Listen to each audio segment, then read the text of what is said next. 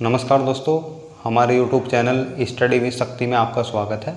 हम पढ़ रहे थे दिल्ली सल्तनत और अब तक हम देख चुके थे दो वंश, गुलाम वंश और खिलजी वंश। आज हम बात करेंगे तीसरे वंश के बारे में। खिलजी वंश के बाद जो अगला वंश आता है वह आता है तुगलक वंश। हेडिंग डालेंगे तुगलक वंश और इसका शासनकाल लिखेंगे 1320 ईस्वी से 1414 ईस्वी तक। दोस्तों बात कर लेते हैं इसकी स्थापना की कि तुगलक वंश की स्थापना किस प्रकार हुई थी और किसने की थी। जब दिल्ली में चल रहा था खिलजी वंश और खिलजी वंश में शासन कर रहा था खिलजी वंश का अंतिम सुल्तान खुसरो शाह। खुसरो शाह का ही एक पंजाब का इख्तियार हुआ करता था जिसका नाम था गाजी मलिक। गाजी मलिक ने ही खुसरो शाह की हत्या की और हत्या करके खुद बन गया दिल्ली का सुल्तान और सुल्तान बन के एक नए वंश की स्थापना कर दी, एक नए वंश की नींव रख दी जिसका नाम रखा तुगलक वंश। और खुद गाजी मलिक से बन गया गयासुद्दीन तुगलक। यानी कि गाजी मलिक किस नाम से गद्दी पर बैठा, तो वह बैठा गयासुद्दीन तुगलक के नाम से। हमें पता चला कि गयासुद्दीन तुगलक का वास्तविक नाम था गाजी मलिक।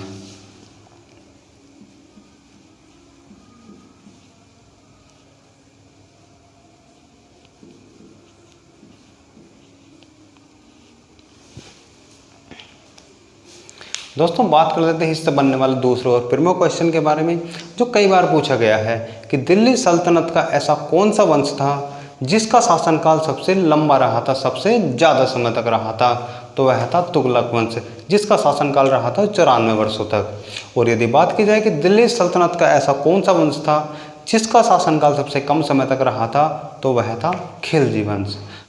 हम बात करेंगे तुगलक वंश के प्रमुख शासकों के बारे में और हेडिंग डालेंगे गयासुद्दीन तुगलक जो कि तुगलक वंश का प्रथम शासक था और उसका शासनकाल लिखेंगे 1320 ईस्वी से 1325 ईस्वी तक। बात करेंगे एक एक पॉइंट्स के बारे में। इसके सभी पॉइंट बहुत महत्वपूर्ण हैं। दोस्तों इसने सबसे पहले एक शहर बसाया जिसका नाम था तुगलकाबाद। तुगलकाबाद जो कि इसने दिल्ली के बाहर बसाया था और यह शहर हमारे लिए बहुत मोस्ट है क्योंकि इससे 4 से 5 क्वेश्चन बनते हैं जिन्हें मैं भी आपको आगे बताऊंगा। दोस्तों इसने एक इतिहास में बहुत प्रमुख कार्य किया जो कि इसने इतिहास ही बना दिया, जिसमें इसने किसानों की बहुत सहायता की। क्या किया इसने कि पहले समय पर सिंचाई के लिए साधन नहीं हुआ करते थे, कृषि अच्छे से नहीं हो पाती थी, इसी कारण उपज भी अच्छी नहीं होती थी। तो इसने एक प्रमुख कार्य किया कि वहाँ पर नहरें खुदवा दी जो कि सिंचाई के लिए बहुत उपयोगी साबित हुई। तो इसी को कहा जाता है प्रथम शासक, प्रथम सुल्तान जिसने कि सिंचाई के लिए नहरों का निर्माण कराया था। लिखेंगे प्रथम शासक जिसने सिंचाई के लिए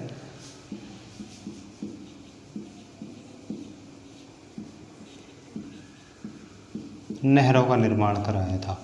वेरी मोस्ट क्वेश्चन कई बार पूछा गया है। दोस्तों इसका एक पुत्र था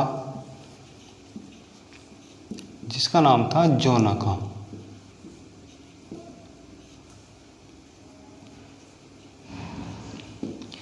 जोना खां को ही कहा जाता है इतिहास का सबसे पढ़ा लिखा और पागल शासक। आज का हमारा प्रमुख टॉपिक जोना खां ही है। बात कर लेते हैं इससे आगे। दोस्तों बात है 1323 ईस्वी की।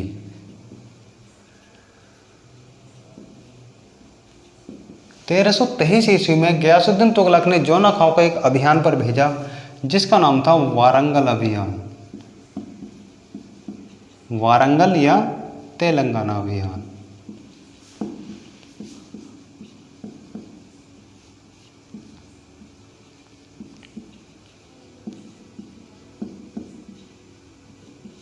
और जब इस अभियान पर गया जोना खां, इस अभियान को जाकर के जीत लिया, विजय प्राप्त कर ली जोना खां ने और इस का नाम बदलकर तेलंगाना का नाम बदलकर रख दिया सुल्तानपुर।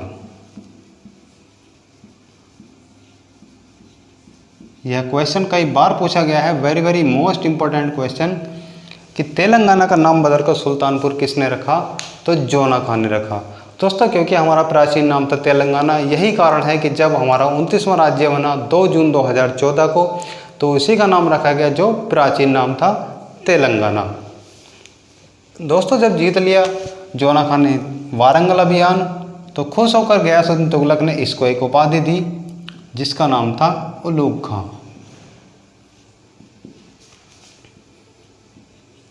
दोस्तों याद रखना, उलूग खां बलबन को भी कहा जाता है और जोना खां को भी। उलूग खां का मतलब होता है विश्व का खान।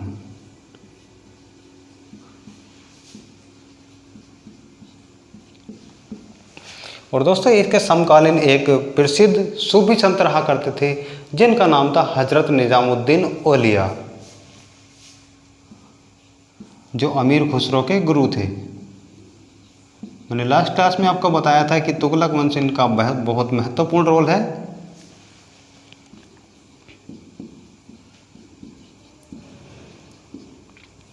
और निजामुद्दीन औलिया की इन्होंने एक उपाधि दी जिसका नाम था महबूब इलाही।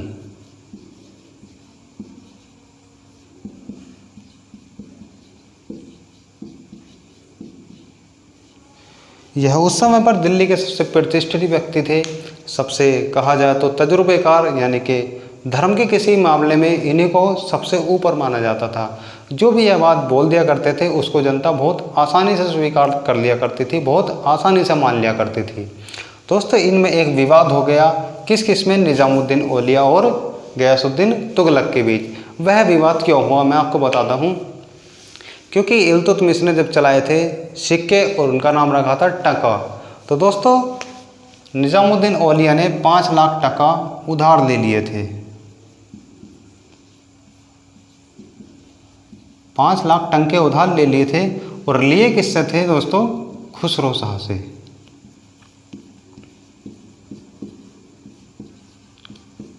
जब चल रहा था खिलजी वंश और शासन कर रहा था खुसरो शाह, उसी समय पर हजरत निजामुद्दीन औलिया ने 5 लाख टंके उधार ले लिए थे। और जब इनको वापस मांगा गयासुद्दीन तुगलक ने, तो इन दोनों में एक विवाद हो गया, एक डिस्प्यूट हो गया। दोनों एक दूसरे के कट्टर दुश्मन हो गए। दोनों एक दूसरे का कुछ बिगाड़ नहीं सकते थे। क्यों? क्योंकि गयासुद्दीन तुगलक दिल्ली का शासक था और निजामुद्दीन औलिया प्रसिद्ध सूफी संत थे, सबसे वरिष्ठ व्यक्ति थे, सबसे इज्जतदार व्यक्ति थे, क्योंकि इनकी बात जनता आसानी से मान लिया करती थी।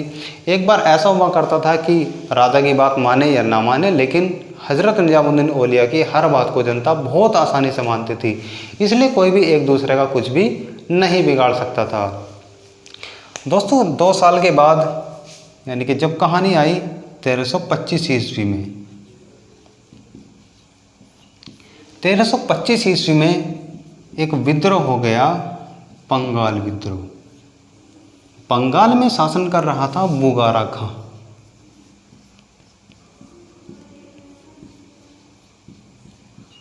बुगारा खां इसने खुद को बंगाल का स्वतंत्र शासक घोषित कर दिया कि आज से बंगाल का शासक मैं हूँ। यह बात पता चली गयासुद्दीन तुगलक को, तो इसका विरोध करने के लिए पहुँच गया बंगाल। और दोस्तों इन दोनों के बीच एक युद्ध हुआ और उस युद्ध में गयासुद्दीन तुगलक जीता और बुगारा खां हार गया। दोस्तों जब बंगाल में चल रहा था युद्ध, यानी कि युद्ध के दौरान ही हजरत निजामुद्दीन औलिया ने एक भविष्यवाणी कर दी कि मैं भविष्यवाणी करता हूँ कि गयासुद्दीन तुगलक वापस दिल्ली लौटकर नहीं आएगा। यह बात किसी तरह पता चल गई जासूसों के द्वारा गयासुद्दीन तुगलक को, और गयासुद्दीन तुगलक ने कहा कि मैं यह युद्ध जीत चुका हूँ, और हजरत निजामुद्दीन औलिया से कहिए कि वह मेरे स्वागत की तैयारी करें, मेरे आने से पहले ही वह दिल्ली छोड़कर चले जाएं। अगर वह दिल्ली छोड़कर नहीं गए तो मैं उनको मृत्यु दंड दे दूंगा, फांसी दे दूंगा, कैपिटल पनिशमेंट दे दूंगा। तो तभी हजरत निजामुद्दीन औलिया ने कहा अनुज दिल्ली दूरस्थ, यानी कि दिल्ली अभी दूर है। यह बहुत फेमस डायलॉग है, दिल्ली अभी दूर है, कि पहले दिल्ली तक आ तो जाओ, उसके बाद ही तो मैं आपका स्वागत करूंगा। तो दोस्तों यह भविष्यवाणी कर दी हजरत निजामुद्दीन औलिया ने, और गयासुद्दीन तुगलक ने भी इनको फांसी की सज़ा देने का ऑर्डर, यानी कि फरमान जारी कर दिया। दोस्तों जब आ रहा था जीत करके गयासुद्दीन तुगलक, तो इसका अच्छे से स्वागत किया गया, एक भव्य समारोह का उद्घाटन किया गया, और वह समारोह कहाँ गया? तुगलकाबाद में। दोस्तों इसी के स्वागत के लिए जोना खां ने एक महल बनवाया जो बना था लकड़ी का।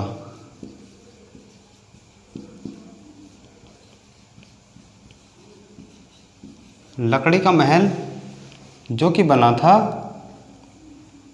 तुगलकाबाद में।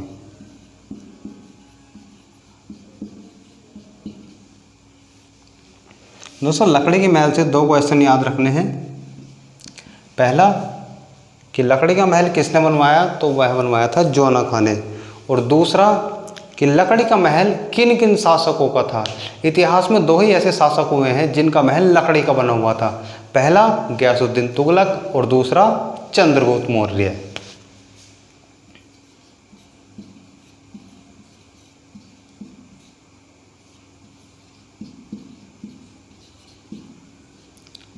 चंद्रगुप्त मौर्य और गयासुद्दीन तुगलक 2 ऐसे शासक हुए हैं जिनका कि महल लकड़ी का बना हुआ था। दोस्तों जैसे ही भव्य समारोह समाप्त हुआ और एंट्री की लकड़ी के महल में गयासुद्दीन तुगलक ने, वह इस प्रकार बनाया गया था कि जैसे ही वह एंट्री करेगा वैसे ही महल गिर जाएगा। और जैसे ही गयासुद्दीन तुगलक ने एंट्री की और लकड़ी का महल तहस महस हो गया और उसी में दब करके मौत हो गई किसकी, गयासुद्दीन तुगलक की। कब हुई, 1325 ईस्वी में। दोस्तों याद रखना, पूछा जाता है कि ऐसा कौन सा शासक था जिसकी मृत्यु लकड़ी के महल के नीचे दबके हुई थी, तो वह था गयासुद्दीन तुगलक। और भविष्यवाणी सच किसकी हुई, हजरत निजामुद्दीन औलिया की। दिल्ली पहुंचने से पहले ही मृत्यु हो गई गयासुद्दीन तुगलक की। और दोस्तों जब मृत्यु हो गई गयासुद्दीन तुगलक की तो दिल्ली का अगला सुल्तान बना जोना खां। और किस नाम से बना, मोहम्मद बिन तुगलक।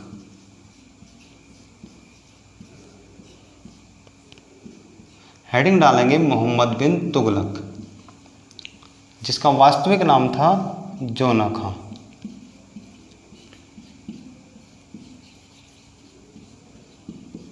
और दोस्तों इसका शासनकाल था 1325 ईस्वी से 1351 ईस्वी तक। आप इसका स्क्रीनशॉट लीजिए, बात करते हैं इससे आगे।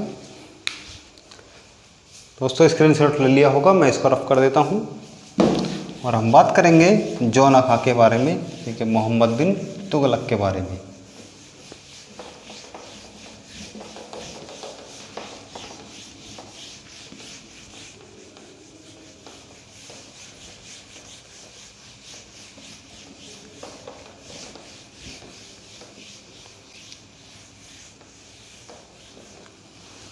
दोस्तों बात करते हैं एक एक पॉइंट के बारे में। दोस्तों इसी को कहा जाता है इतिहास का सबसे पढ़ा लिखा और पागल शासक।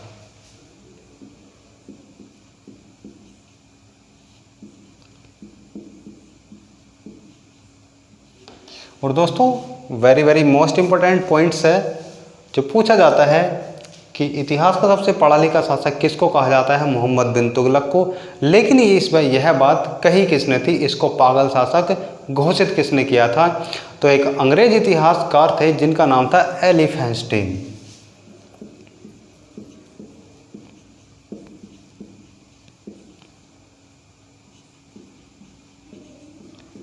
एलिफेंस्टीन ने जब पढ़ा मोहम्मद बिन तुगलक के बारे में तभी यह घोषित किया कि इसमें कुछ, इस सुल्तान में कुछ पागलपंती के गुण थे जिनकी वजह से इसका शासन डूब गया। इसीलिए इसको कहा गया सबसे पढ़ा लिखा और सबसे पागल सुल्तान। यह इतना पढ़ा लिखा था, बहुत ज़्यादा, सभी शासकों में सबसे ज़्यादा पढ़ा लिखा था। लेकिन इसके सारे मंत्री और सारी जनता सब अनपढ़ थी, बहुत कम पढ़े लिखे थे। इसलिए ना तो जनता की बात इसको समझ में आती थी और ना ही इसकी बात जनता को समझ में आती थी। दोनों ही एक दूसरे के, यानी कि किसी भी तरह का इनमें कोई मेल नहीं था। इसने अपनी लाइफ में बहुत एक्सपेरिमेंट किए। 5 ऐसे रीजन रहे जिसके कारण इसका शासन डूब गया। हम बात करेंगे एक एक कारण के बारे में।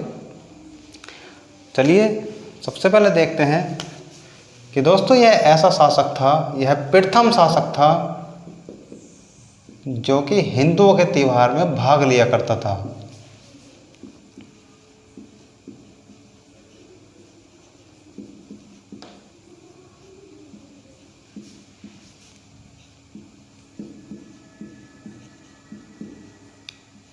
हिंदुओं के त्योहारों में भाग लेने वाला प्रथम शासक था।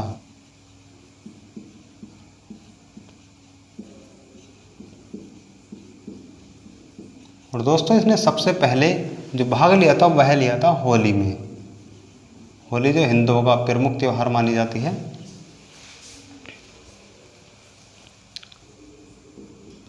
दोस्तों इसके शासनकाल में एक व्यक्ति आया 1333 ईस्वी में, और दोस्तों इस व्यक्ति का नाम था इब्न बतूता।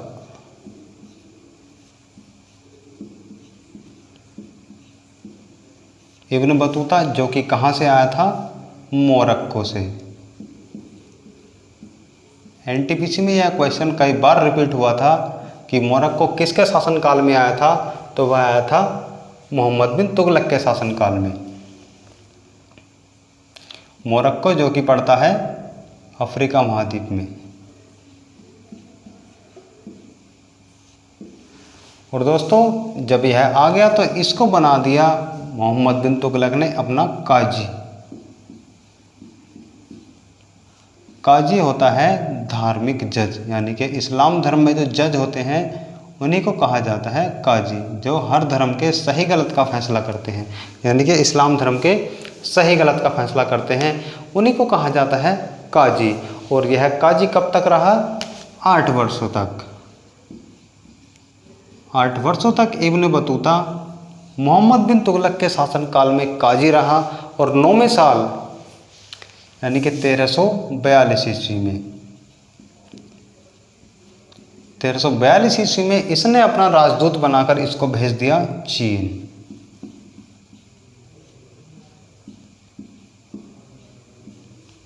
और दोस्तों इब्न बतूता ने एक बहुत प्रमुख पुस्तक लिखी जो कि भारत के ऊपर लिखी थी, जिसमें भारत के गुणों के बारे में बताया गया था, जिसका नाम था सफरनामा।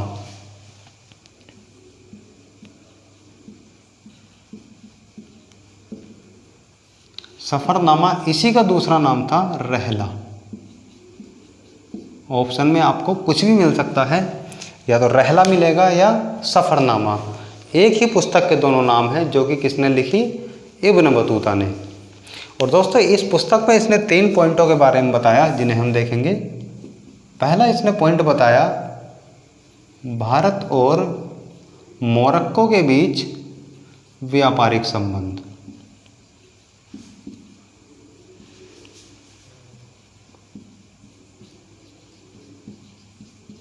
भारत और मोरक्को के बीच इसने व्यापारिक संबंधों को बताया। और दूसरे पॉइंट्स में बताया इसने कि दिल्ली विश्व का सबसे समृद्ध शहर है, सबसे फेमस शहर है।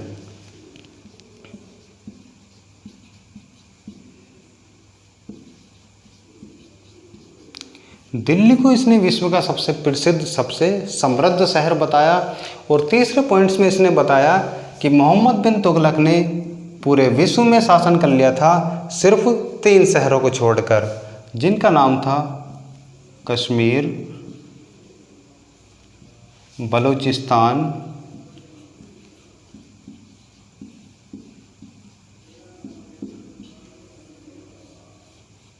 और राजपूताना।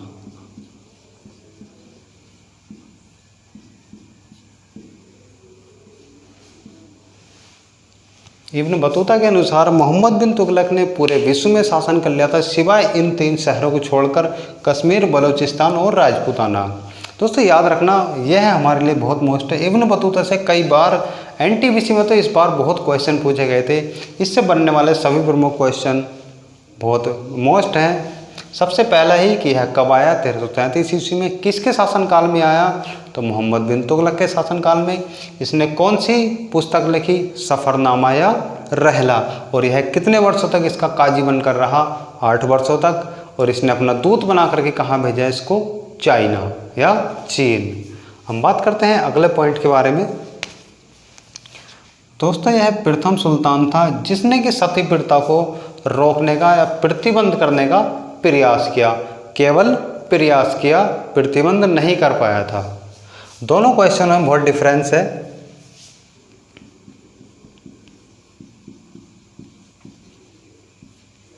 प्रथम शासक जिसने सती प्रथा को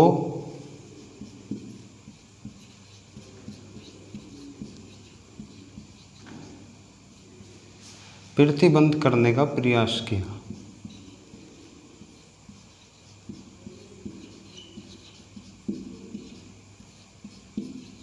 परंतु प्रतिबंधित नहीं कर सका था। दोस्तों, जब आ गया हमारा सती प्रथा, हम बात कर लेते हैं सती प्रथा के बारे में कि यह क्या होता है और इसकी शुरुआत कहाँ से हुई और इसको प्रतिबंधित किसने किया और किस किस शासक ने इसको रोकने का प्रयास किया और अंततः यह कब खत्म हुई। दोस्तों, हिंदू धर्म में एक प्रथा चलती थी, पहले समय पर चलती थी, अब नहीं चलती है, कि यदि किसी स्त्री का पति मृत हो जाएगा, उसकी मृत्यु हो जाएगी, तो उसी की चिता में पत्नी को भी जिंदा ही जलना पड़ेगा, यानी कि आत्महत्या करनी पड़ेगी, जो कि बहुत कहा जाता बहुत बेकार प्रथा थी। कि या पहले ऐसा हुआ करता था कि बड़े बड़े एज में जो राजा हुआ करते थे वह शादी करते थे, कोई 50 साल में, कोई 60 साल में, और करते थे वही 20, 22, 23 साल तक की।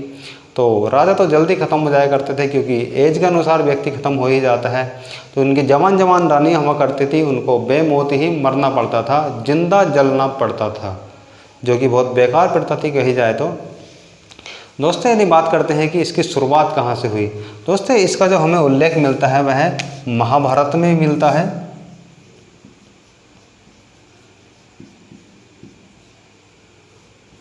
महाभारत में भी हमें इसका उल्लेख मिलता है। और यदि बात की जाए इसकी शुरुआत की, कि इसकी शुरुआत लिखित रूप में कहाँ से मिलती है, तो दोस्तों जब चल रहा था गुप्त वंश,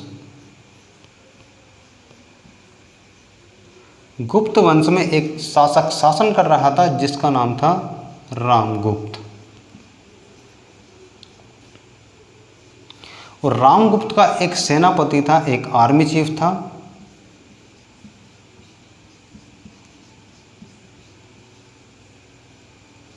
सेनापति जिसका नाम था गोपराज। दोस्तों, एक युद्ध के दौरान गोपराज की मृत्यु हो गई, और जब चिता जल रही थी गोपराज की, तो गुस्से में आकर के गोपराज की पत्नी चिता पर जाकर बैठ गई और वह वहीं पर जल गई। तभी से प्रथा शुरू हो गई सती प्रथा की।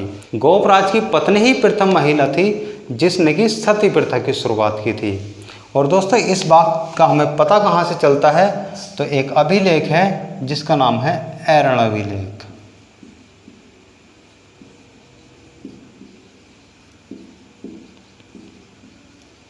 ऐरण अभिलेख से भी हमें जानकारी मिलती है कि रामगुप्त के जो सेनापति था गोपराज, उसी की पत्नी ने सबसे पहले सती प्रथा की शुरुआत की थी। और ऐरण अभिलेख को किसने लिखवाया था, तो वह भी गुप्त वंश का ही शासक था जिनका नाम था भानुगुप्त। तो दोस्तों, अब आपको पता चल चुका होगा कि सती प्रथा की शुरुआत कहाँ से हुई थी और सबसे पहले सती प्रथा कौन महिला हुई थी, तो वह थी सेनापति गोपराज की पत्नी। अब दोस्तों, हम बात कर लेते हैं इसके प्रतिबंध के बारे में। तो सबसे पहले जो प्रतिबंध लगाने की कोशिश की वह की मोहम्मद बिन तुगलक ने केवल प्रयास किया, प्रतिबंध नहीं लगा सका। सबसे पहले जो प्रतिबंध लगाया वह जो अगला शासक आएगा फिरोज शाह तुगलक। फिरोज शाह तुगलक ही ऐसा प्रथम शासक था जिसने कि सती प्रथा पर प्रतिबंध लगाया था, फिरोज शाह तुगलक। फिरोज शाह तुगलक के बाद जो अगला शासक आया जिसने कि सती प्रथा पर प्रतिबंध लगाया, तो वह आया अकबर। अकबर ऐसा दूसरा शासक था जिसने कि सती प्रथा पर प्रतिबंध लगाया था। और दोस्तों, अकबर के बाद जो तीसरा शासक आता है वह आता है औरंगजेब, जिंदा पीर। औरंगजेब ऐसा तीसरा शासक था जिसने कि सती प्रथा पर प्रतिबंध लगाया था। और दोस्तों, पूर्ण रूप से जो बंद लगाया था, प्रतिबंध किया था, वह एक अंग्रेज व्यक्ति हुए थे जो हमारे थे प्रथम governor general Lord William Bentinck.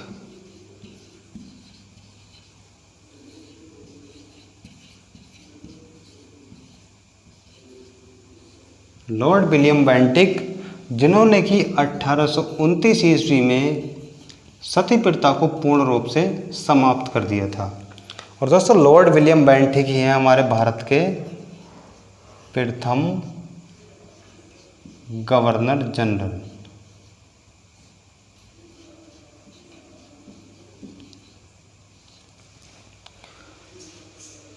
आप इसका स्क्रीनशॉट लीजिए। बात करते हैं कुछ और पॉइंट्स के बारे में।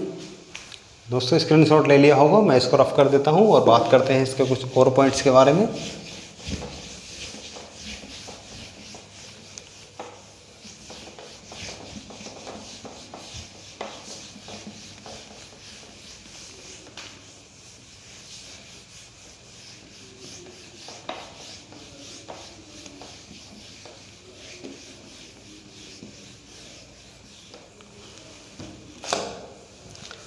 दोस्तों जब 1829 ईस्वी में लॉर्ड विलियम बेंटिक ने जब पूर्ण रूप से इस पर प्रतिबंध लगा दिया था, तो इसमें सहायता की थी हमारे भारत के राजा राम मोहन राय ने।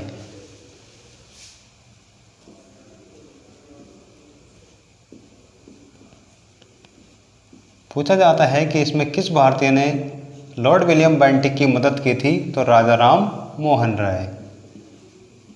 Very very most important point. और दोस्तों इसी के शासनकाल में सबसे ज़्यादा जो विद्रोह हुए, सबसे ज़्यादा आक्रमण हुए, वह इसी के शासनकाल में हुए थे। यदि बात की जाए दक्षिण भारत की, तो दक्षिण भारत में हुए 27 आक्रमण, 27 विद्रोह। और यदि बात की जाए उत्तर भारत की, तो उत्तर भारत में हुए 7 विद्रोह। यानी कि कुल मिलाकर के इसके शासनकाल में 34 विद्रोह हुए थे।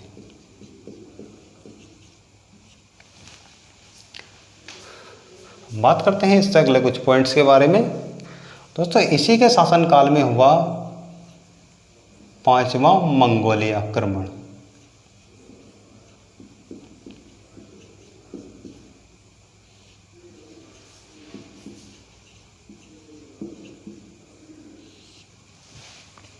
हम बात करते हैं दोस्तों कि इसका शासन किस प्रकार डूबा था, इसके शासन का पतन किस प्रकार हुआ था। अकॉर्डिंग टू बर्नी, यानी कि एक लेखक है बर्नी, उसने बताया कि इसके शासन डूबने के 5 प्रमुख कारण रहे थे, जिनके बारे में हम बात करेंगे एक एक करके। यानी कि हमारे बर्नी के अनुसार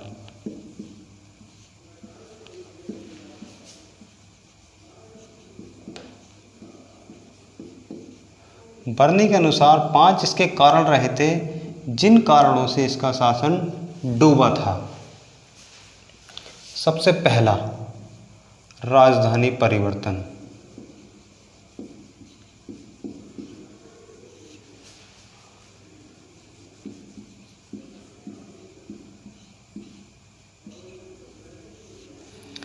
दोस्तों इसने सबसे पहला जो गलत कार्य किया है, सबसे पहला जो एक्सपेरिमेंट किया, वह इसने अपनी राजधानी परिवर्तन की। क्योंकि दक्षिण भारत में लगातार आक्रमण हो रहे थे, कुल 27 आक्रमण हुए। यह रहता था दिल्ली में, आक्रमण हो जाते थे दक्षिण में, तो इसको बार बार दिल्ली से दक्षिण भारत जाना पड़ता था और आने जाने में बहुत टाइम लगता था। तो इसने सोचा क्यों ना अपनी राजधानी परिवर्तन कर लिया जाए वहीं पर जहाँ पर मुझे जाना पड़ता है बार बार। तो इसने अपनी राजधानी परावर्तित की, और परावर्तित यानी कि परिवर्तन करके ले गया दिल्ली से देवगिरी।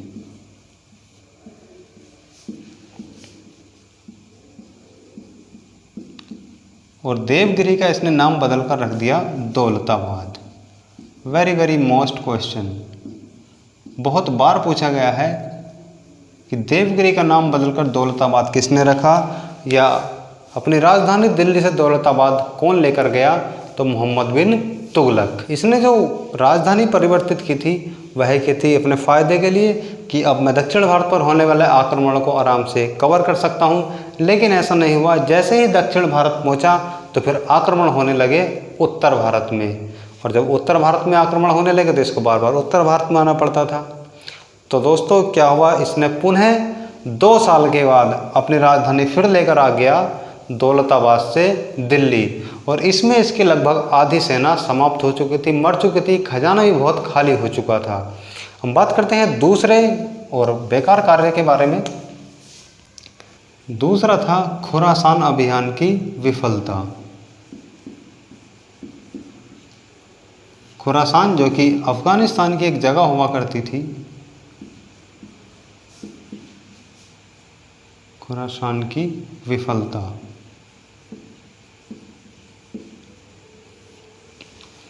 इसने सोचा कि क्यों ना मैं अफ़गानिस्तान पर भी शासन कर लूँ, वहाँ से लूटपाट के अपने जो मुझे हानि हुई है राजधानी परिवर्तन करने में, उसको अपनी कवर कर लूँगा, रिकवरी कर लूँगा।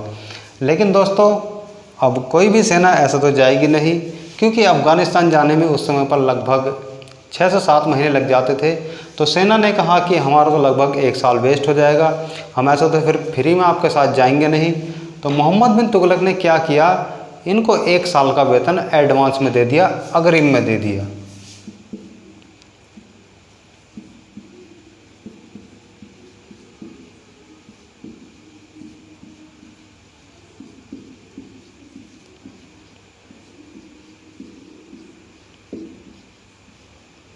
अब सेना को 1 साल का अग्रिम वेतन दे दिया, सेना खुश हो गई। तो सोचा कि चलो अभी तो जाना नहीं है, कुछ समय लगेगा। लेकिन कुछ समय बाद क्या हुआ, उज़्बेकिस्तान ने अफ़गानिस्तान पर हमला कर दिया और हमला करके सारी लूट कर ली। और जब इस बात का पता चला मोहम्मद बिन तुगलक को, तो यह बहुत परेशान हुआ कि अब तो सारा उज़्बेकिस्तान वाले लूट कर ले गए, मैं क्या लेकर जाऊँगा। अब सेना वाले ऐसा तो है नहीं कि पैसे उसको वापस कर देंगे। तो क्या हुआ, शाही खजाना लगभग खाली हो गया और इसको बहुत नुकसान उठाना पड़ा। अब इसने सोचा कि अब इसकी रिकवरी कहाँ से की जाए, मैं अपना पैसा हासिल कहाँ से करूँ। तो इसने एक ट्रिक और लगाई कि जहाँ से सबसे ज़्यादा उत्पादन होता है वहीं से मैं सबसे ज़्यादा पैसा इकट्ठा कर सकता हूँ। सबसे ज़्यादा उत्पादन कहाँ होता है, कृषि में। कृषि ही एक ऐसा साधन है जहाँ से सबसे ज़्यादा पैसा उगाया जा सकता है। तो इसने क्या किया, जो कृषि कर था यानी कि दोआब क्षेत्र में कर में वृद्धि कर दी, जिसका तीसरा कार्य था।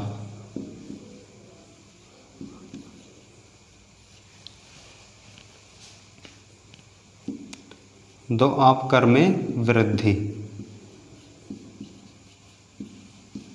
दोआब क्या होता है, 2 नदियों के बीच का जो क्षेत्र होता है उसी को कहा जाता है दोआब।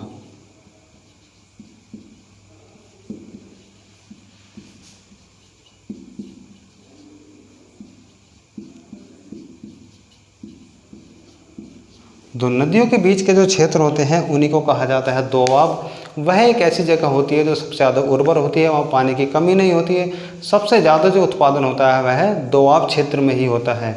और दोस्तों, जब इसने दोआब क्षेत्र में कर में वृद्धि कर दी तो इसका नसीब ही खराब समझे या इसकी किस्मत खराब समझे, कुछ भी समझे, इस बार क्या हुआ कि जितना टैक्स बिना कम पे आता था, यानी कि कम टैक्सेस पे जो पैसा आता था, इस बार वह भी नहीं आया। उपज बहुत कम हुई और बहुत भारी नुकसान हुआ दोआब कर में वृद्धि कर करके भी। बात करते हैं इसके चौथे अभियान के बारे में। इसने सोचा कि जब अब पैसा इतना खराब हो ही चुका है तो क्यों ना पैसे में ही परिवर्तन कर दिया जाए। तो इसने क्या किया, सांकेतिक मुद्रा चला दी।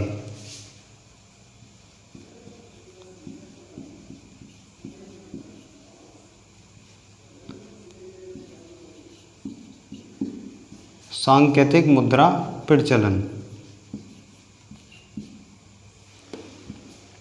उस समय पर दिल्ली सल्तनत में 2 तरह के सिक्के चलते थे। चांदी के सिक्कों को कहा जाता था टाका, और जो पीतल के सिक्के हुआ करते थे उन्हें कहा जाता था जीतल। इसने एकदम से एक फरमान जारी किया, एक ऑर्डर दिया कि आज से जो टाके के सिक्के हैं वह बंद हो रहे हैं और जीतल के सिक्कों की वैल्यू जो होगी वह टाके के बराबर होगी। जिस प्रकार 8 नवंबर 2016 को हमारे मोदी जी अचानक 8 बजे आए और उन्होंने आकर के ऐलान कर दिया कि आज से 1000 और 500 के नोट के पर पूर्ण रूप से प्रतिबंध लगाया जाएगा। आज के बाद यह नहीं चलेंगे, आप इनको आरबीआई में या किसी भी निकटतम बैंक में जमा कीजिए। इसी प्रकार मोहम्मद बिन तुगलक ने कहा था कि आज से जो है टाका सिक्के चलने बंद हो रहे हैं, आप उन सभी को राजमहल में जमा करा दें और उनके बदले जीतल ले जाएं। दोस्तों, जब फरमान जारी किया हमारे मोदी जी ने 8 नवंबर 2016 को, तो तभी एक कांग्रेसी मंत्री ने कहा था, सुबह को हेडलाइन अखबार में आ गई थी कि यह एक तुगलकी फरमान है। तुगलकी फरमान क्यों कहा, क्योंकि यह मोहम्मद बिन तुगलक का एक आदेश था। यह एक तुगलकी फरमान है और नरेंद्र मोदी हमारे आज के सबसे बेवकूफ़ शासक हैं। जिस प्रकार मोहम्मद बिन तुगलक ने अपना नाश किया था उसी प्रकार यह भी अपना नाश कर लेंगे। अब पता नहीं उनकी बात सच्ची है झूठ थी। बहरहाल जहाँ तक अकॉर्डिंग टू मी, नोटबंदी से कुछ फ़ायदा नहीं हुआ, हमारी अर्थव्यवस्था और डूब गई, जनता को बहुत नुकसान उठाना पड़ा। और जो आरबीआई की रिपोर्ट कहती है वह 98% प्लस जो पैसा था वह वापस आ गया, कोई काला वाला धन कुछ नहीं आ सका। चलिए, हमें तो उस बात से कोई लेना देना नहीं है। दोस्तों जब चलवा दी इसने सांकेतिक मुद्रा और जीतल को बना दी टांके के बराबर वैल्यू, और इसने क्या कहा कि अब हम लॉन्च करेंगे ब्रॉन्ज यानी कि कांसे और चमड़े के सिक्के। यानी कि कुछ इतिहासकार तो मानते हैं इसने चमड़े के सिक्के चलवाए और कुछ इतिहासकार मानते हैं कि इसने कांसे के सिक्के चलवाए। और जब इसने चमड़े के सिक्के चलवाए तो घर घर में टकसाल खुल गई, सभी लोग अपने अपने चमड़े को सिक्के बनाने लगे। कोई फ़ायदा नहीं हुआ, कुछ भी पूरी तरह से नुकसान ही हुआ हर तरह से। अभी तक के इसके चारों फैसले जो थे गलत साबित हुए, इसका शासन डूबता चला गया और इसका जो शाही खजाना था वह भी खाली होता चला गया।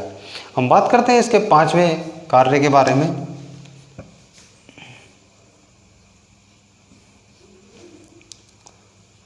जो कि था कराचिल अभियान। कराचिल जो उत्तराखंड है, उत्तराखंड का पर्वतीय क्षेत्र है, उसी को कहा जाता था कराचिल। कराचिल और हुमायूं उत्तराखंड दो भागों में बटा हुआ था, जिसका नाम था एक कराचिल और एक था हुमायूं, और पर्वतीय क्षेत्र को कहा जाता था कराचिल। उत्तराखंड की एक जगह है। दोस्तों क्या हुआ कि इसने सोचा कि क्यों ना उत्तराखंड को अपने कब्जे में ले लिया जाए और वहाँ से हमें चीन पर अटैक करने में बहुत आसानी होगी, हम चीन को लूट लेंगे। तो दोस्तों इसने शुरुआत कर दी कराचिल अभियान की, लेकिन इसको नहीं पता था कि वहाँ पर इतनी ठंड पड़ती है। इससे अपनी सेना लेकर चल दिया और इसकी आधी सेना तो ठंड की वजह से रास्ते में ही समाप्त होगी, रास्ते में ही उसकी मौत हो गई।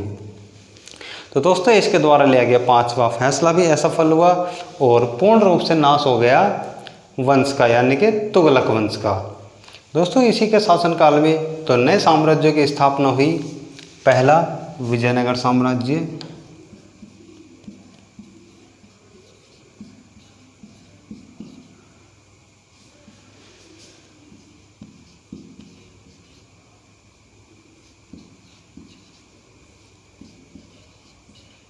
जो कि कहाँ पर हुई, कर्नाटक। कर्नाटक का जो वर्तमान में हम्पी है उसी को कहा जाता था विजयनगर साम्राज्य। और दोस्तों इसकी स्थापना की दो भाइयों ने, दो बंधुओं ने, जिनका नाम था हरिहर व Bukka. Very very most important question. और दोस्तों कब हुई, 1336 ईस्वी में। और दूसरे साम्राज्य की स्थापना हुई बहमनी साम्राज्य या बहमनी वंश।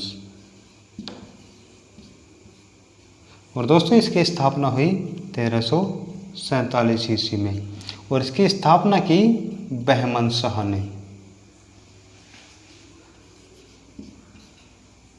बहमन शाह एक शासक था जिसने स्थापना की बहमनी वंश की। और दोस्तों इसने एक जो सिंचाई और कृषि विभाग था उसका एक विभाग बनाया जिसका इसने नाम रखा दीवाने कोही।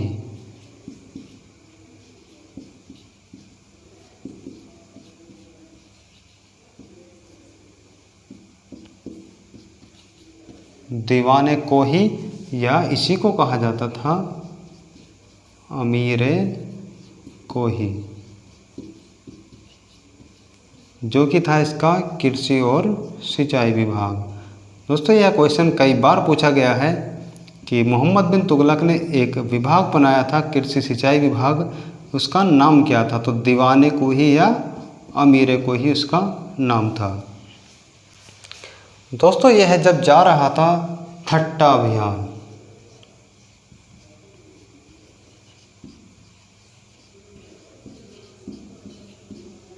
थट्टा जो कि पड़ता है सिंध में, थट्टा पर कुछ लोगों ने आक्रमण कर दिया, उसी का दमन करने के लिए जा रहा था थट्टा। और थट्टे में इसके साथ इसका चचेरा भाई भी जा रहा था जिसका नाम था फिरोज शाह तुगलक। और थट्टा में जाते समय ही इसकी मृत्यु हो गई। यह थट्टा तक भी नहीं पहुंच पाया था और रास्ते में ही इसकी मृत्यु हो गई। और मृत्यु हुई सिंध में, इसी कारण इसका जो मकबरा बना है वह भी बना है सिंध में।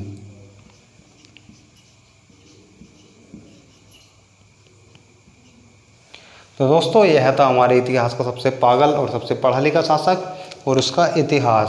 दोस्तों जब मृत्यु हो गई मोहम्मद बिन तुगलक की, तो जो हमारा एक लेखक है बदायूनी, वह कहता है इसकी मौत पर कि जनता को राजा से और राजा को जनता से छुटकारा मिल गया, यानी कि ये दोनों एक दूसरे से स्वतंत्र हो गए, राजा जनता से और जनता राजा से। दोस्तों इसका एक क्वेश्चन और है, इसका जो एक अन्य नाम है वह है रक्त पिपासु शासक, कि खून को पीने वाला शासक किसे कहा जाता है, तो मोहम्मद बिन तुगलक को,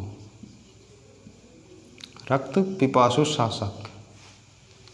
और दोस्तों यह बात किसने कही कि राजा को जनता से और जनता को राजा से छुटकारा मिल गया, तो वह बात कही थी बदायूं ने। चलिए दोस्तों आज की क्लास में इतना ही, और जब हम नेक्स्ट क्लास में आएंगे तो बात करेंगे फिरोज शाह तुगलक के बारे में। फिरोज शाह तुगलक जो कि तुगलक वंश का सबसे मोस्ट इंपॉर्टेंट शासक है, जिससे सबसे ज़्यादा क्वेश्चन बनते हैं। दोस्तों हमारी वीडियो आपको कैसी लगी कमेंट करके हमें ज़रूर बताएं। वीडियो अच्छी लगी हो तो वीडियो को लाइक करें, शेयर करें और हमारे चैनल को सब्सक्राइब जरूर करें। जय हिंद, जय भारत।